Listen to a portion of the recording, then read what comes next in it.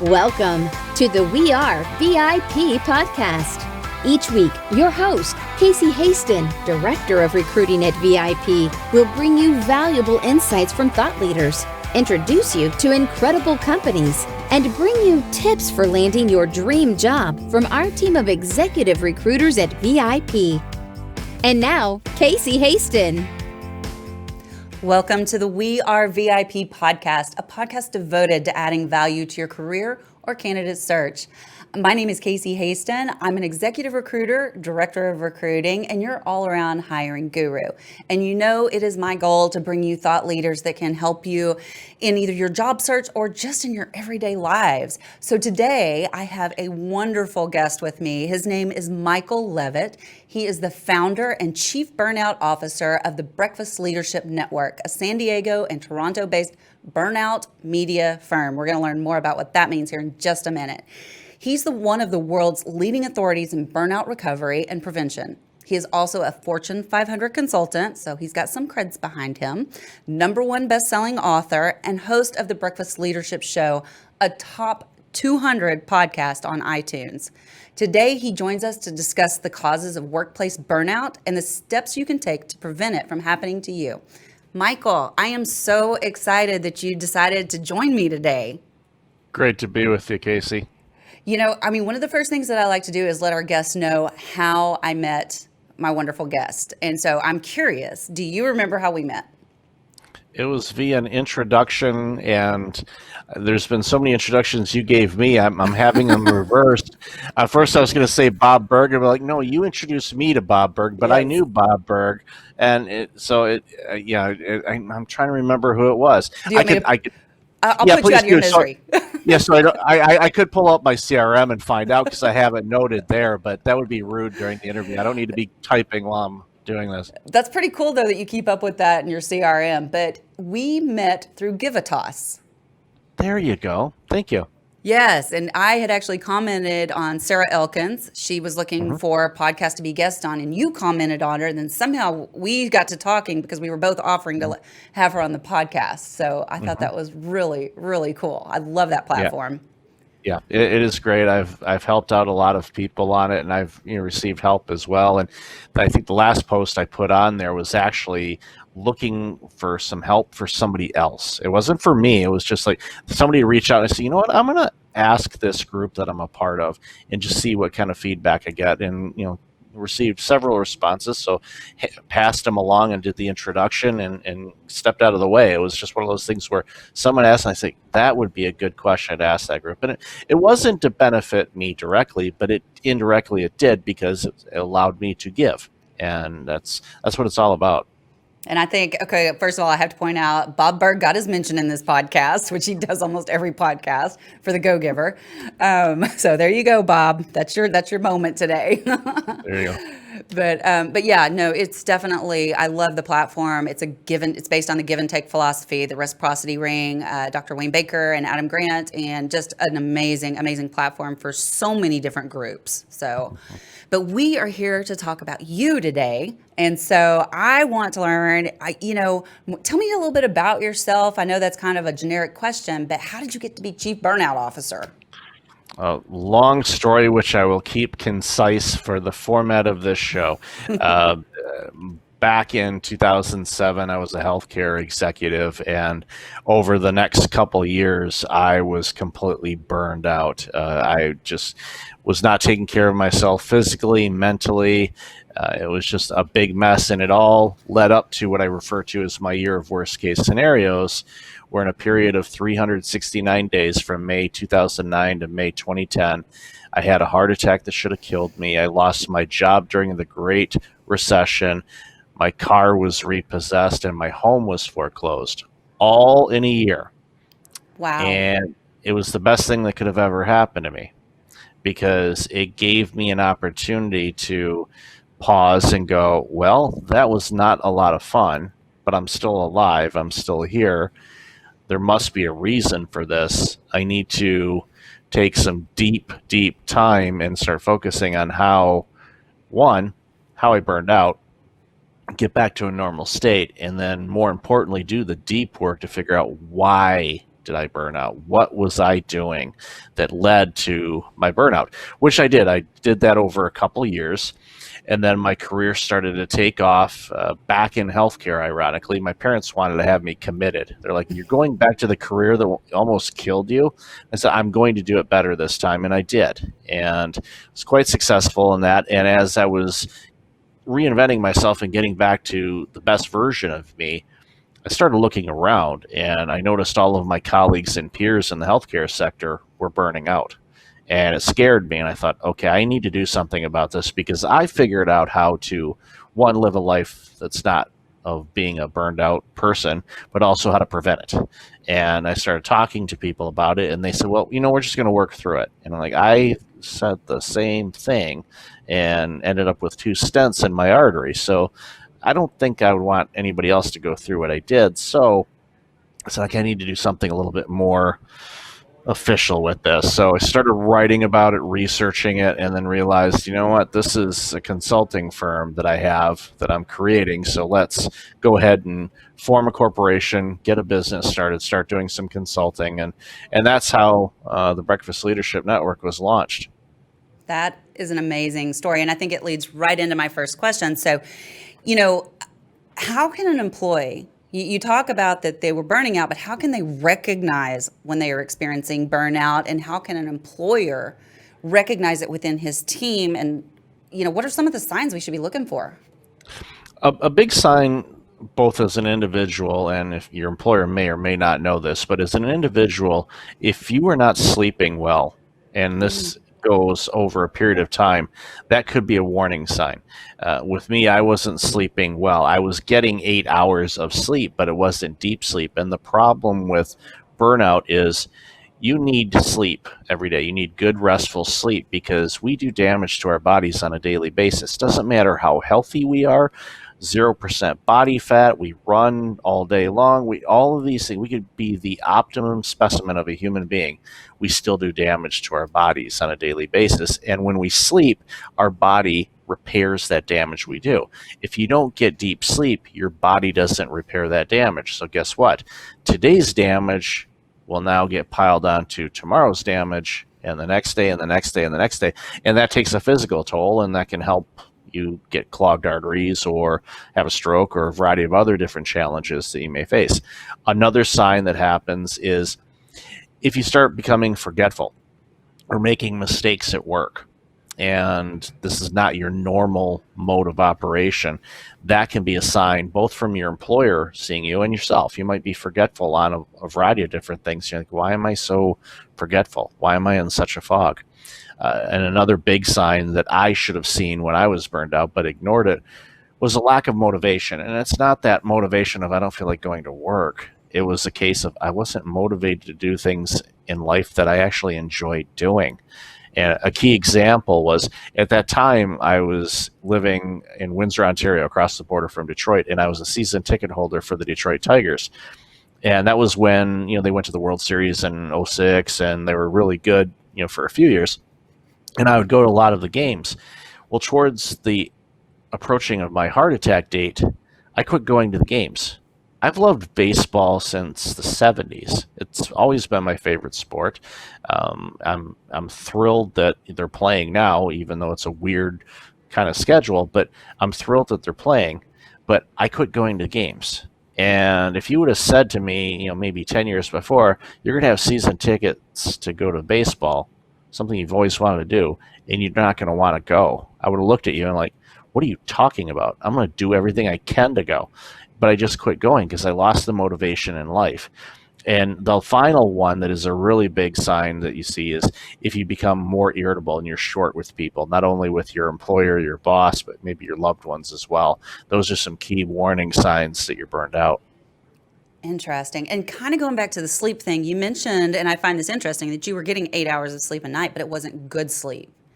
Lots of tossing and turning and waking up in the middle of the night, and I wasn't getting consistent long bouts of sleep.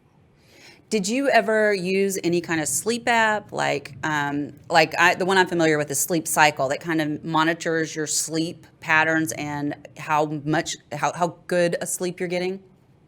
Those apps weren't, I don't think, around during this time, and I wouldn't have used them back then. I definitely use different apps now to help me with my sleep, and I sleep really good. I mean, there might be some nights where I may not sleep as well, and I keep a journal, and that journal is obviously my thoughts, but it's also a food journal. So if I notice that I'm not feeling well over a period of time, I will look and see what kind of food I'm eating, what am I doing during the day, because there's clues, and I notice certain foods I have an intolerance to, and that's something I go, okay, and now I know why I didn't sleep well, because I ate that stuff. And then I just make the decision, well, what's more important, a restful night of sleep or that really tasty food that I just ate?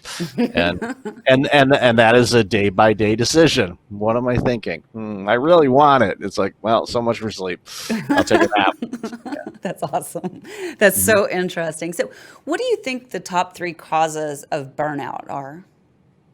I think the biggest cause of burnout, and there's obviously more than three, but I think the top one for me that I find time and time again with people is a lack of personal boundaries. They don't have boundaries around when they work and when they don't. They don't have boundaries in their personal life with family or friends or loved ones. They overcommit themselves, and they say yes to a lot of things. And when I'm working with people or talking with people that are burned out and recovering from it, they feel bad. They start a lot of self-doubt and guilt and all that. And I tell them, don't do that.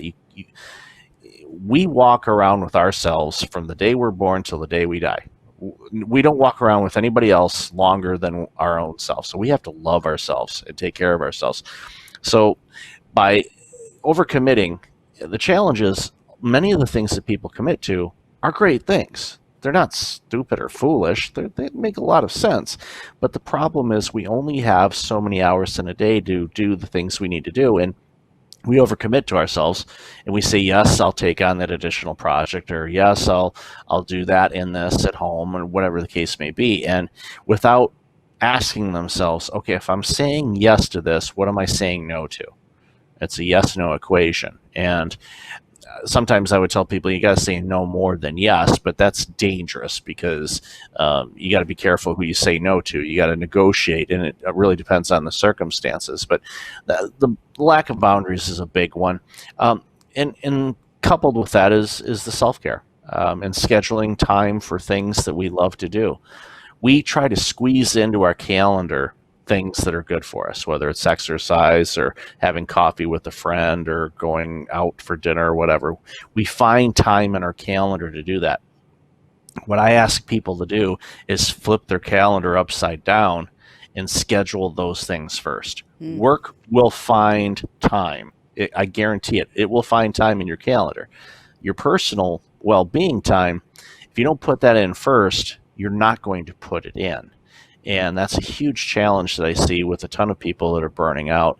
And nutrition is a big thing in inputs. And what I mean by inputs is obviously the food you eat, but also the information you consume. We all know at the time of this recording, there's apparently an election in the United States. So that's coming up, and we're in the middle of a pandemic. So there's a lot of people that are really stressed right now, and they're consuming a lot of this news. And if you consume a lot of negative news, and unfortunately, it doesn't matter what flavor news you watch, it's all negative. There's not a lot of positive things being shared right now. If you continue to eat negative things, it weighs on you. So I always recommend people basically kind of filter out their news as much as they can. Don't live in a cave by any stretch, but consume as little as you can to be informed, but don't wear it, because that negativity will eat at you and cause you to stress and worry and anxious and depression and everything else that happens. I think that's amazing advice. And you reminded me of a quote, and I believe it was Warren Buffett that said this, that he said one of the reasons he's so successful, and correct me if I'm wrong on this, is that he says no more than he says yes. And so yeah. It's crucial, and you could do it in a way that's not rude or condescending to people. And you don't have to feel necessarily justified to explain yourselves. And I identify as a reformed people pleaser. And because that led up to my burnout too, because I didn't want to hurt anybody's feelings. So I'd say, yeah, I'll do it. And I wouldn't delegate at work and all of these other things. And it got to the point where, obviously you overload yourself, and obviously it nearly killed me. So I realized, well, I can't do that again. So now I have to make sure I have to take care of myself first. Just like they tell us on the airplanes, put on the oxygen mask first. That's what I had to do. I have to make sure that I'm the best version of me first. Then that way, when I do give and help people, they're getting a much better version of me because I'm full, I'm energized, and I have the time and the capacity to do the things that people are asking me to do. And I think that is so important.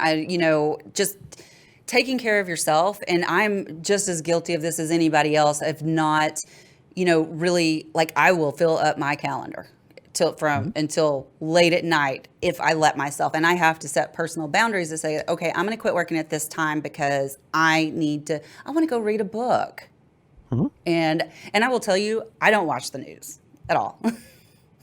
You're not missing a lot. And yeah, I'm sure you're fully aware of what's going on in the world and what's going on in the U.S. and the state you're in, and you're aware. So It's not a case where you won't know. You can pick up the news from. I use Google News. You can use Yahoo News or other places to get your news feeds. I do recommend that you go with something that is as neutral as it can be. Because if you go to one media outlet versus another one, it's going to be slanted one way or the other. And I'm not being judgmental on that, but it tends to also be negative, where a lot of these news feeds tend to be, here's the facts, this is what's happened, the number of COVID cases in Texas are this today, or this is that. And I just find it's easier. You can look at it and go, okay, I know what's going on with that, and then I can step back into whatever else I was doing.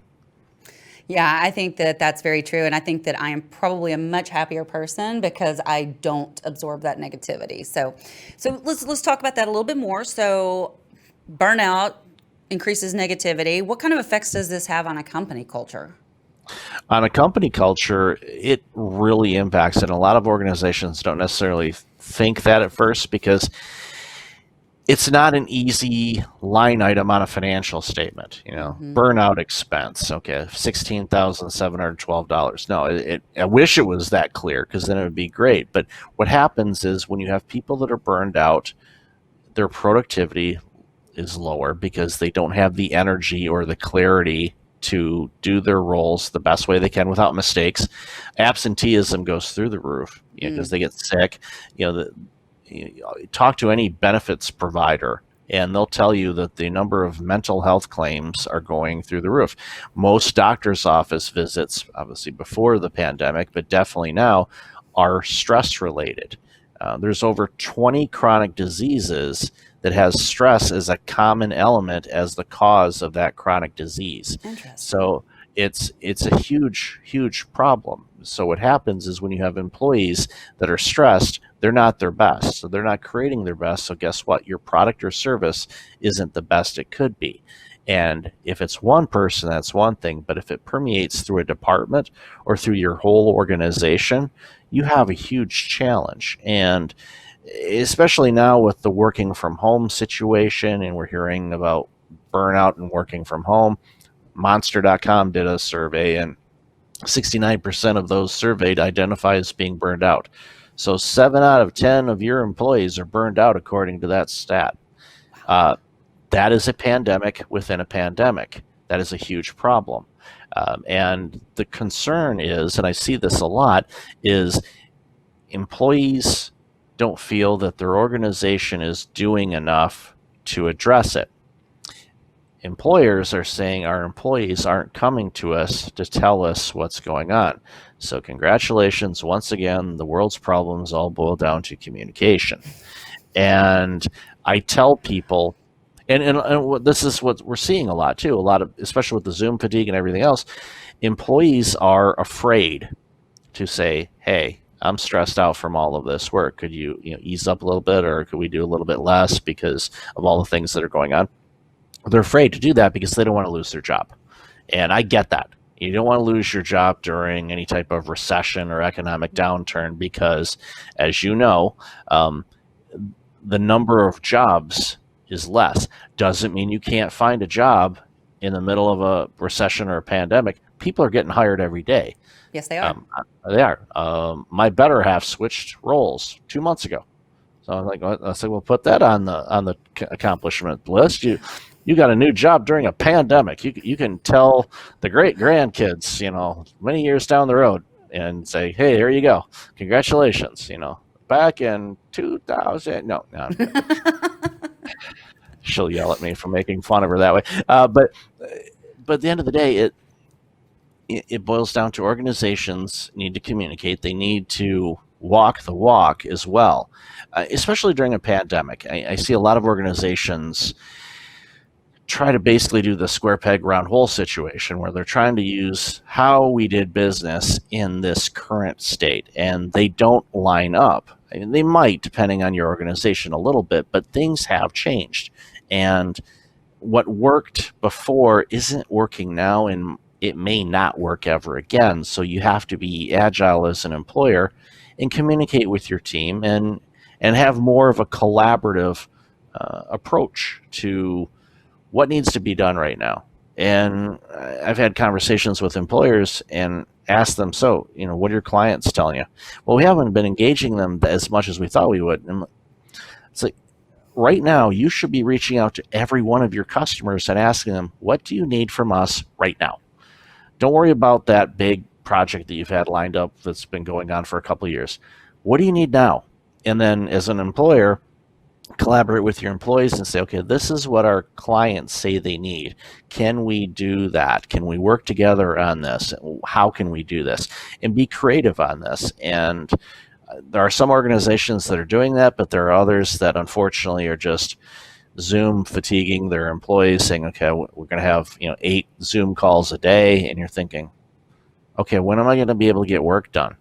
And as we all know, there's so many of these employees that have children, so they've been full-time school teachers during this pandemic as well.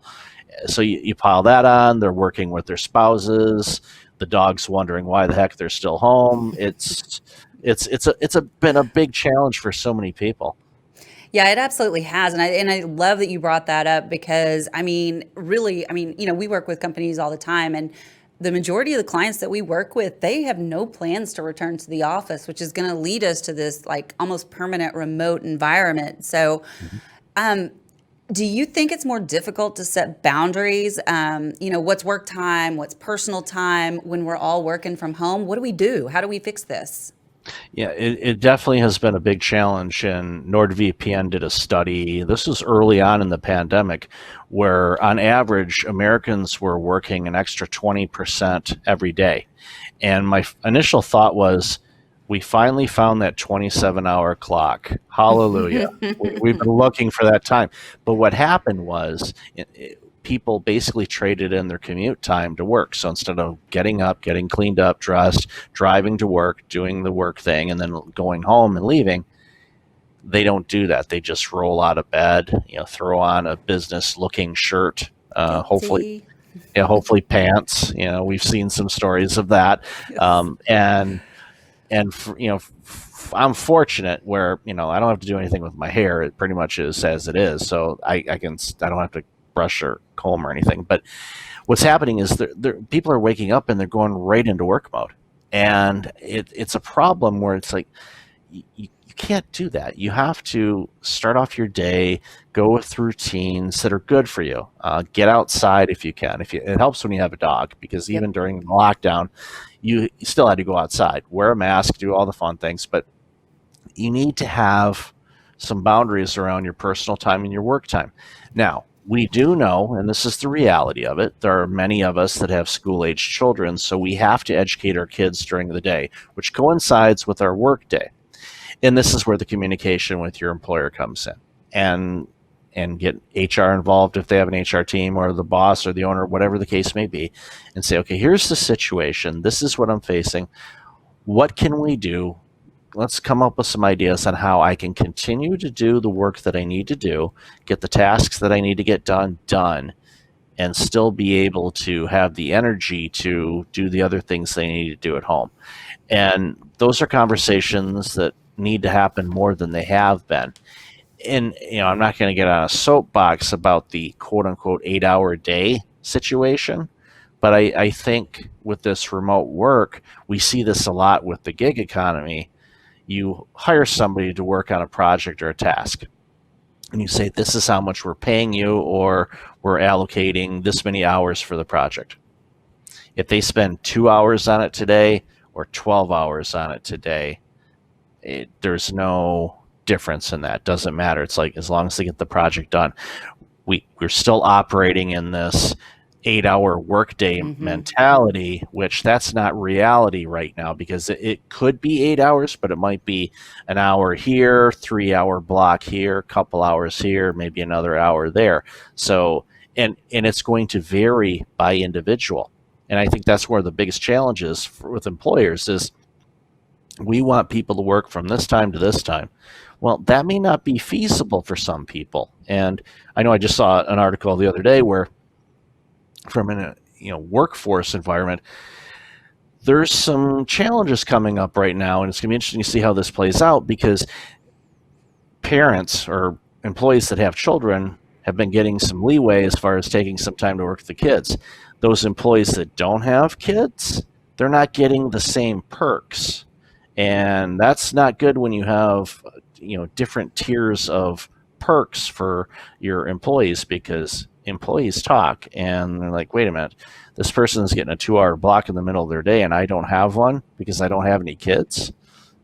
It's and the key thing to remember with all the stress and the burnout, and employers are burning out and everyone else is as well, this is all new territory for everybody. So there's no rule book here. And it's going to be interesting to see years down the road what comes of this. But to go back to your comment, there's a lot of organizations that are looking at remote work and are saying, this is what we're going to do now. And they're not looking back to go back into the office, and they're trying to break their leases and get out of it, because they realized that they can get employees to work without them being in a physical office. The key thing is, you don't want them to be burned out, because your productivity eventually is going to fall by the wayside, and you may end up saying, well, we got to bring people back in the office, when in reality you just need to reshape when work is supposed to be done and how. Yeah, it's so interesting. And I wanted to bring up that we recently had a CEO on the show that I thought did something really interesting for her people, because and her people do talk to her. She has an amazing culture. And they were telling her about the, trouble they were having with their kids being at home and having to tutor them and be teacher and all this kind of stuff, when they didn't even know how to do the math problems, right? And so what she did as a CEO of that company is she went and hired tutors in all the different areas and created an online classroom for all of her employees' kids. That is amazing. That is absolutely amazing. Yeah. That is an organization that truly takes an opportunity to look and say, how can we make this better for our team? And that's one of those situations where, if any of those employees ever decide to leave that organization, it's going to be a really difficult choice for them. It's not going to be an easy one where, like, the boss is a jerk, the coffee's lousy, whatever. It's going to be, wow, they actually care about me, so they may stick around for less pay, and because it's a better environment for them. And that's amazing. That is an amazing story. That's just one example of what she does. I won't go into all of it, but she has definitely set the benchmark for what it looks like to be a caring company and putting your employees first, because without your employees, you don't have a company. Exactly. You don't have any products or services. You won't have any clients, because you won't have anybody to be able to do any of it for you. Exactly. So yeah, take care of your people first so they can take care of your clients. So we know that just because someone is experiencing burnout doesn't mean they're losing a passion for what they do. And I can give you a personal example of this. But how can an employee communicate to their manager that they're feeling burnout without communicating a lack of drive and ambition? Yeah, it's a really good conversation, and hopefully it's like the organization you just mentioned where there's an open dialogue type of situation and not a situation where you talk to your boss at annual review time and that's the only time you ever see that person. So hopefully there's more ongoing conversations. But in that situation, what you want to do, you say, okay, you want to be very humble, of course. You want to say, okay, demonstrate the work that you've been doing Hmm. and give examples of the work that you've been doing. And they're going to say, yeah, you do a great job. And then you just say, yeah, I've been feeling overwhelmed. I don't have a lack of motivation. I still have the drive. I strongly believe in this company. I'm thrilled that I'm an employee, but I'm feeling overwhelmed right now, and share the reasons with it. And it might be if they've got an HR team, great. If not, then directly with the boss is a great way to do it. And say, look, I'm looking for some ideas. And because oftentimes people go in and say, I need time off because I'm this and this. It's like, Hmm. I'm looking for some ideas. These are things. And you can be, again, you be humble and say, I don't want to make mistakes. I don't want to fall short on these things because I know how important they are to the company.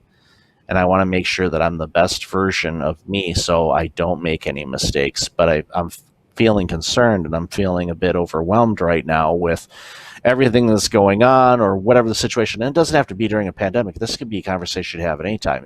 If you feel overwhelmed as an employee, you should be able to have a way to communicate it. But the best way to do it is, again, present it and frame it in such a way where you care about the company, you want to continue being a great employee for that organization, and you're seeking their guidance on what can we do together to help with this situation.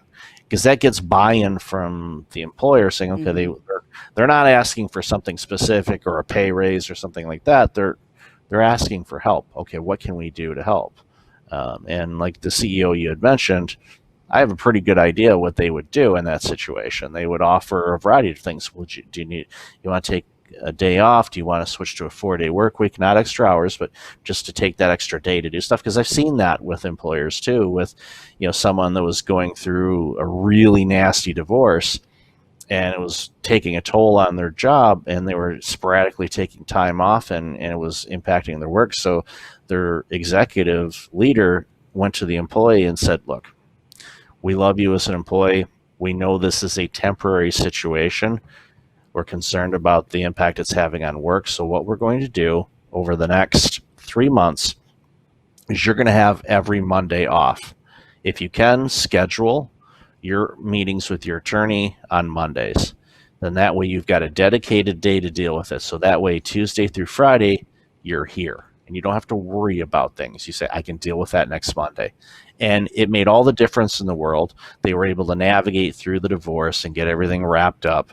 And then they went back to their normal 5-day work shift and everything was great. So it saved an employee, and it really helped that employee as well go through a really challenging time. Again, that's another example of just strong human leadership. I love it. I love it. And believe it or not, we are running out of time, but I do want to hear Wow, about. I know it goes so fast, doesn't it? it does. I tell us very quickly about your Breakfast Leadership podcast. I mean, you've done so well with this.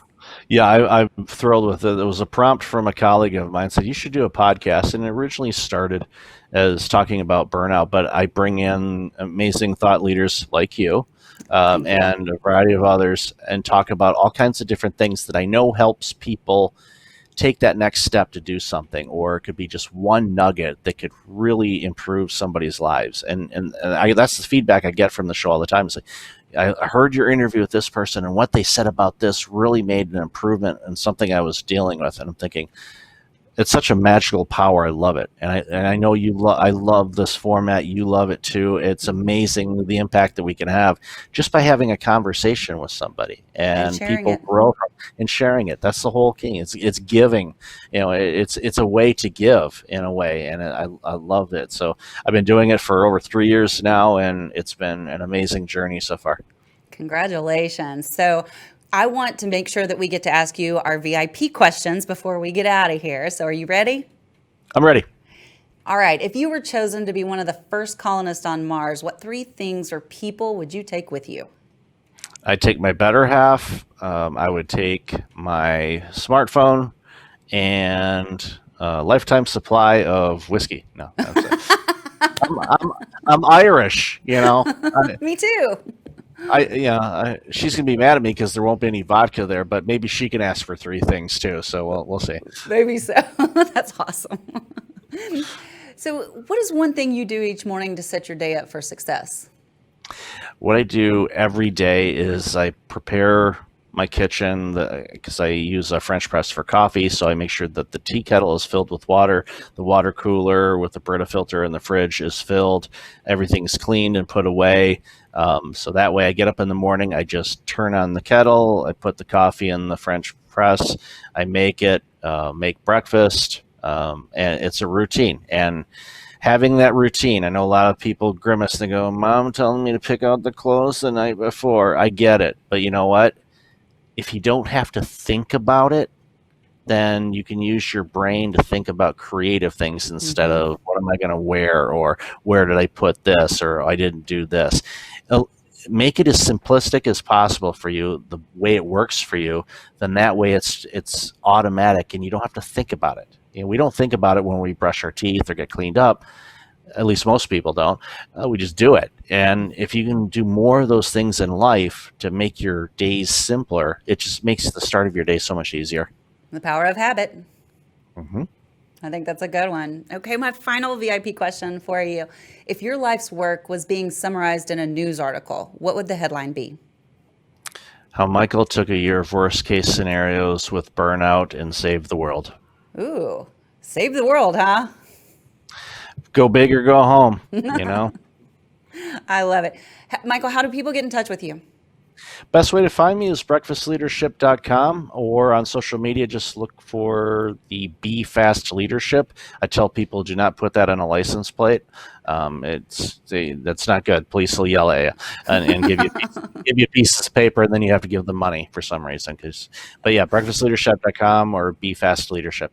I love it. I love it. Well, Michael, it has gone so quickly. It has been an amazing conversation, just like I knew it would be. But I just have one last thing to say to you. Okay. You are a VIP. Thank you.